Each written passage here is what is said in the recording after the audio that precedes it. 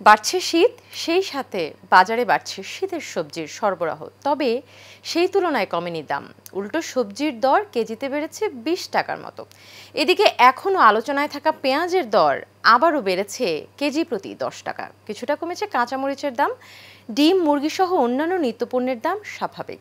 কাউসার আহমেদের রিপোর্টে দেখুন বিস্তারিত। রাজধানীর বাজারগুলো এখন সয়লাভ শীতকালীন সবজিতে, তবে সরবরাহ বেশি থাকলেও কমেনি দাম। উল্টো পেঁয়াজ, টমেটো, শসা সহ বেশ কিছু পণ্যের দাম বেড়েছে। ক্রেতারা বলছেন, যেখানে এই সময়ে দাম কমার কথা সেখানে দাম বাড়ছে কিছু পণ্যের। নজরদারির অভাবকেই দায়ী করছেন তারা।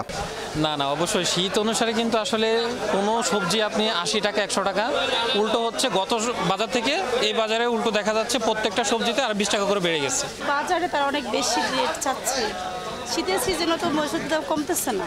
বিক্রেতারা বলছেন, শীত জেঁকে বসলেই দাম কিছুটা কমবে এসব পণ্যের। পেঁয়াজের আমদানিটা একটু মনে করেন বেশি হইলে দাম কমে, আর আমদানি কম থাকলে দাম বেড়ে যায়। এখন শীতের সবজি উঠতে আছে, আস্তে আস্তে দাম কমবো। যত উৎপাদন হব ততই মালের দাম কমে যাবে।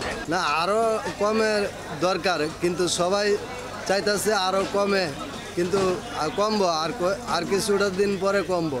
সবজির বাজার চড়া হলেও ডিম ও মুরগির বাজারে কিছুটা সুবাতাস বইছে। আগের দামে বিক্রি হচ্ছে মাছ, মাংস। কাউসার আহমেদ,